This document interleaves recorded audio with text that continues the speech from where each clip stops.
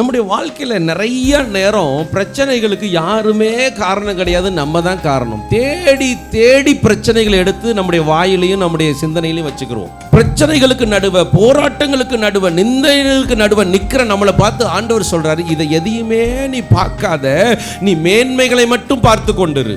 எலிசாவை பிடிக்கிறதுக்காக ஒரு ராஜா பெரும் படையை அனுப்பிட்டார். காலையில் எந்திரிச்சு பார்த்தா குதிரை சத்தங்களும் இராணுவங்களும் அந்த வீட்டை சுற்றிலும் சூழ்ந்திருக்கிறது. கொஞ்சம் கூட பதட்டப்படாம காஃபி குடிச்சிட்டு இருக்கிறார். ஆனா வேலைக்காரன் என்ன செஞ்சான்? பயந்தான். இப்போ அவர் ஜெபிக்கிறார், வேலைக்காரனுடைய கண்ணை என்ன செய்யுங்க, இன்னைக்கு உங்க கண்கள் திறக்க போகுது.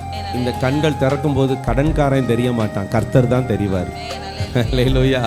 இந்த கண்கள் திறக்கும் போது வியாதி தெரியாது, விடுதலை தான் தெரியும்.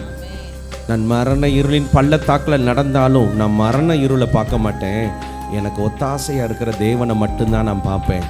அவர் நித்தமும் என்னை நடத்துகிற தேவன்.